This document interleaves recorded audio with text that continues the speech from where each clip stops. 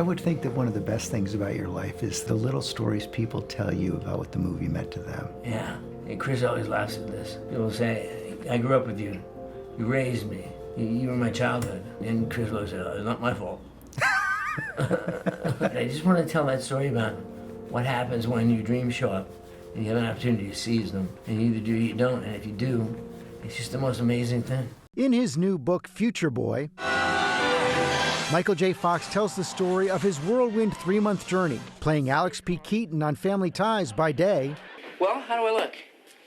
Middle-aged. And Marty McFly in Back to the Future at night. Flux capacitor, fluxing. You've focused on, I guess, what must be one of the most intense moments of your life, this period when you're shooting Family Ties and Back to the Future at exactly the same time. It was so quick on the heels. It's hard to believe now we're in our 60s and time has gone by. We have families and life rolls on.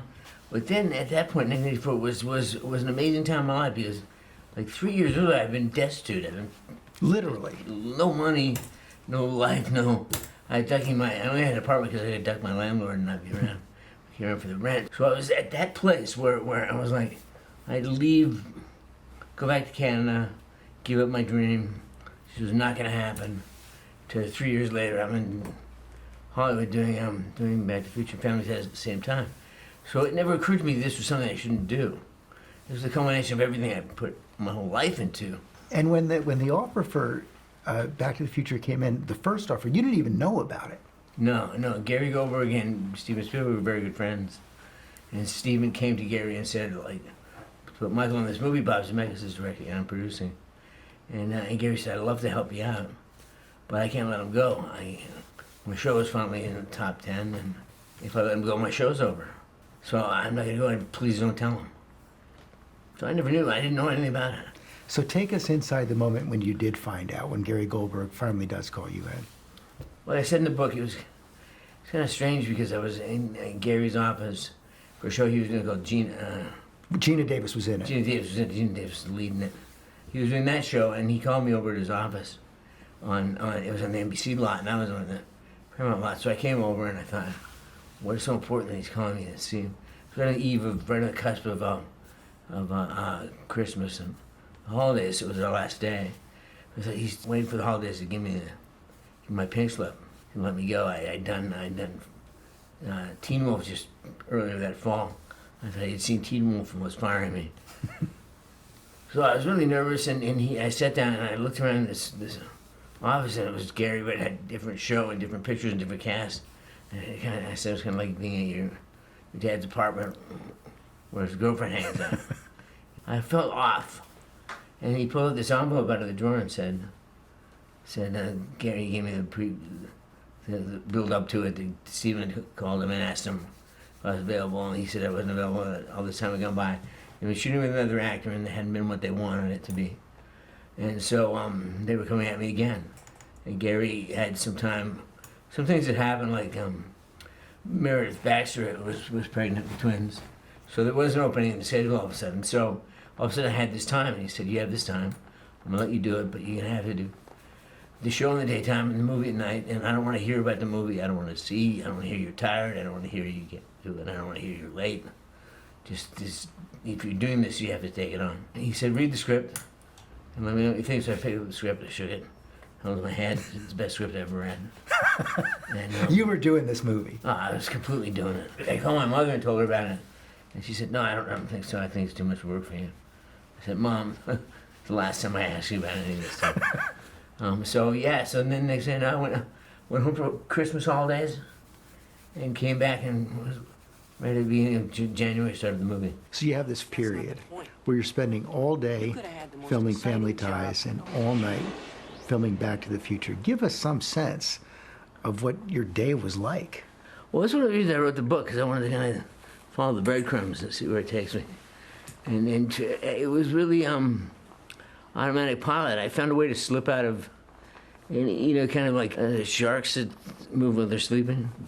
I just got into shark mode and just kind of, it was ironic given that Steven was involved in the movie, but it was just, it just was this blur, and there was some funny things happening. One time I was on And family ties me. So I went to get my camcorder, and I was looking for my camcorder, and I was really freaking out because my cue was going to come any second. I didn't have my camcorder. And at the last minute, I realized I don't have the camcorder. Marty has the camcorder. Alex has the briefcase. So I mixed up the props. I was looking for Marty's props and Alex's. You work all day, the Teamsters pick you up, you change wardrobes, and then they, at the end of the night, 3 a.m., 4 a.m., you roll back into the truck and they basically pour you into bed. And then the next morning they come, they turn on the shower, make a pot of coffee, get me out of bed. I'd go and have the coffee in the shower, and then I'd be working. So you're Michael J. Fox playing Alex P. Keaton and Marty McFly. I think you write in the book there's not room for 3 people there. One of them had to go, so it was me. I had no time to be me. I wouldn't have known who to be if I had the time anyway. Did you feel like that when you were doing it, though? I could imagine just being so overwhelmed. There's so much to keep me busy. When I started the movie, I had no time to talk to Bob about the character. I had no time to talk to Crispin or Chris or Lee or anything. I just showed up. Chris was so amazing. Chris Lloyd. Chris Lloyd. I showed up the first night I shot was with Chris. So I show up and we about to rehearse the scene. And again, I had no time, no build up to it. I didn't know what he had in mind. I saw the scene one way in my mind. When he opened his mouth, it went away. Because he was just amazing. What did I tell you? 88 miles per hour! Was that kind of thrilling, too? It was exciting. It was so exciting. And it was so great because one of the things that actors hate to do is lay the pipe, do the exposition, say, this is the rules to the thing, and if you touch this, I don't know, whatever, 88 miles per hour, all that stuff. But when he was doing it, he raised exposition to an art form. Because when you think about what Doc did, Doc's whole function in that whole movie is to tell you the rules to the game and what's happening and what the stakes are. And it doesn't work if he doesn't tell you. It doesn't work if he doesn't tell you, and it doesn't work if he doesn't tell you interestingly. Completely unaware that anything happened. As far as he's concerned, the trip was instantaneous. That's why his watch is exactly 1 minute behind mine. And it was so exciting, and I remember thinking, well, this is great. If I just tap into his energy and tap into Bob's energy, it'll carry me along and I'll get through this. I was going to ask you, did you have any other tricks to switch from Alex to Marty back to Alex again? And they really are different characters. I mean, And you write that they wouldn't like each other necessarily. I don't think they'd necessarily be buddies. Because Alex is an overachiever and Marty's a dreamer. Marty's a guitar player. And you're more Marty than Alex. Yeah, I'm more Marty than Alex. 40 years later, this scene is Michael's favorite. Way down in Louisiana, down in New Orleans. It was amazing. It was so cool because they had already recorded the track, so I couldn't record the track and they recorded the vocals. You'd already played the guitar, though. I play guitar, so I said to them, I said, what I can do is, you've already laid the track down, but I'll match the track note for note, and then you can shoot my hands. Because if you don't shoot my hands, it's just fake. And then when I talked to Paul about what we wanted to do, I said, I have all these guitar heroes, whether it's Jimmy Page from Led Zeppelin, or Pete Townsend, or Duane Allman, and I want to work their stuff into the routine so that, because those are his reference points, all these guys, and Eddie Van Halen with it, tapping the fretboard. And some people argue that scene shouldn't even have been there because it kind of, you got all this stuff going on, running around, and Biff's getting hit, and guys are locked in the trunk, and why would you stop the progression? Why would you hold that speed to do a little musical interlude? It didn't make any sense from a storytelling point of view, but there's just something about it. What was important about it was that Marty was a guy who thinks he's not going to make it, no one will buy into his dream. Mm-hmm. He never gets that chance to really reach people and reach an audience and be the musician he wants to be. Did you know when you were filming the whole film, but especially that scene, that you were living your dream? Yeah, oh yeah. Absolutely. I had a beautiful antique Gibson guitar strapped across my chest, and it was just amazing. It was what I always wanted to be. There's pictures in the book of my band when I was in junior high, playing at the local Naval Academy. We were the house band. And it was just really cool to see that. And then again, the time, it seems so brief now, or so long then. Like from that period, I was 15 years old. Right. Well, I was only 23 when I did Back to the Future. So from 15 to 23, I've been playing in church basements with my buddies. Years are a little longer then, but still, that's not much time. No, yeah, no, it was so fast, and it was all about time. The whole thing is about time. Well, the book is about time, and the movie's about time. Time, space, continuum. Time, space, continuum. It's just time is a conspiracy to keep everything from happening at once. Did you feel like when the shooting was over and you finally saw the movie, I don't want to ask you about that, but did you feel like you had almost been through a time machine catapulted into a new universe? Absolutely. And what I didn't realize what that universe was. I knew I'd been through a transformative journey, but it wasn't until I was in England when the movie opened. I came back from England and my whole world had changed. And I was a pretty big TV star, you know. I was like, but TV's different. TV people watch you when they're on the toilet through the crack in the door. Or Especially us in morning TV, right? they're brushing their teeth there. But movies are huge. You have to make a conscious choice to go to a place. Well, at least you did up until recently.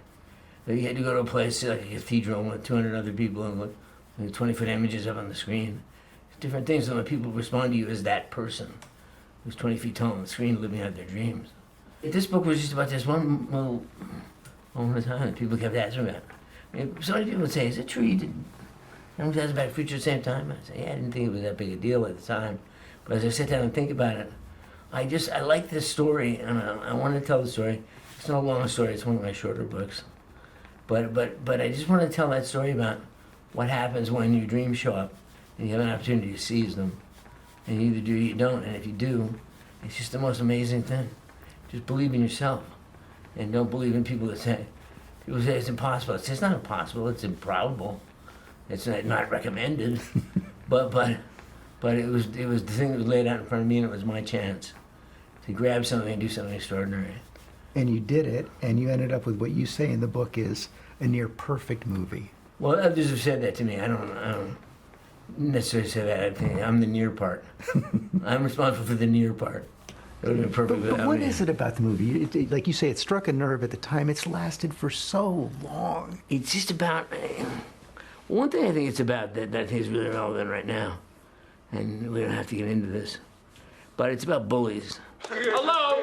Anybody home? Hey, think McFly. It's about standing up to bullies. We live in a really bully culture right now. We're getting bullied by all kinds of people, and people are letting other people get bullied when we should step in. And just bullies. I've always hated bullies. 'Cause I'm small, and I've always been bullied. And I've always found a way to respond to it. But I think there's also something about time and about family and about what we mean to each other and how things could be different with just some twist of incident, just something that could happen. And we'll find ourselves ruining that we didn't treasure what we had when we had it.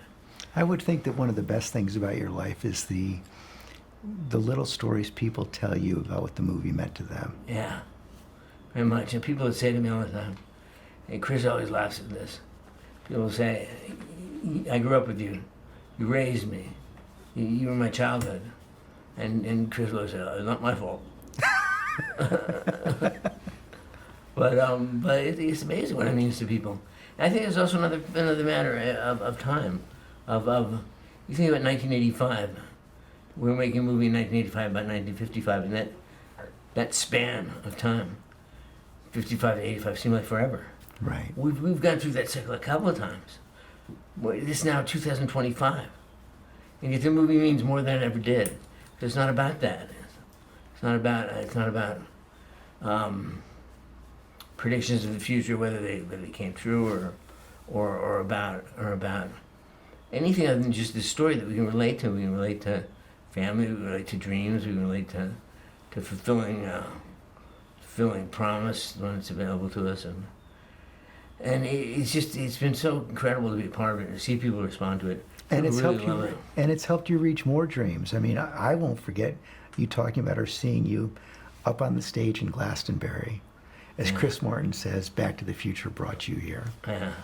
Well, it's been really nice. A lot of musicians have had nice things to say about that, what that scene meant to them as musicians, and it's the first time they wanted to pick up a guitar. And that's what I wanted to get across, really.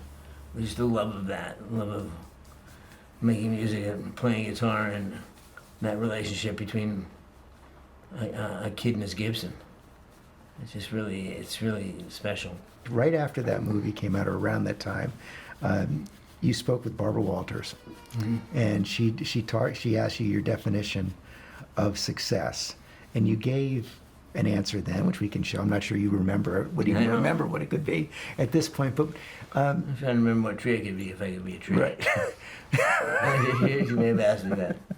But you must feel like a success now. Yeah, I feel like a success. It's just funny, different things like eclipse what you are most concerned about at any given time. I mean, you know my children are my life, and Tracy and my family, and that's success, and that's not, nobody else gets a piece of that but us.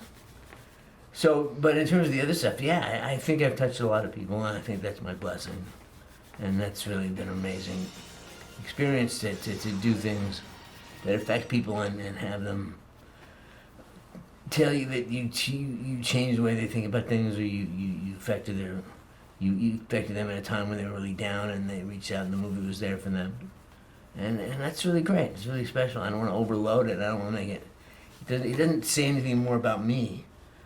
Like if I can grab onto it for that person and not grab onto it for me, it's not that I should feel so great because they had this thing happen. And it's like, for example, I do these I do these Comic-Cons, these kind of conventions of fans. And when I first started doing them, I did them because Leah told me about them. And Leah Thompson. yeah, Leah said she was doing them, and I thought, I'll show up. So I went, and this is about 30 Comic-Cons ago. I went and I thought, well, it's my chance to tell people that it's my chance to give people something, like to give them some time with me because the movie meant so much to them. It's very self-centered, because after I did it, I realized I'm not giving them anything, they're giving me something. They've given me something for 30, 40 years. They've given me my life, they've given me my joy and the work that I do, and I'm forever grateful to people for that. I don't know that, however much they say that I meant to them, or if I meant to them, they meant more to me. Well, countless people are grateful to you. Thank you for doing this. Thank you, buddy. It's great, man. Thank you. Always great.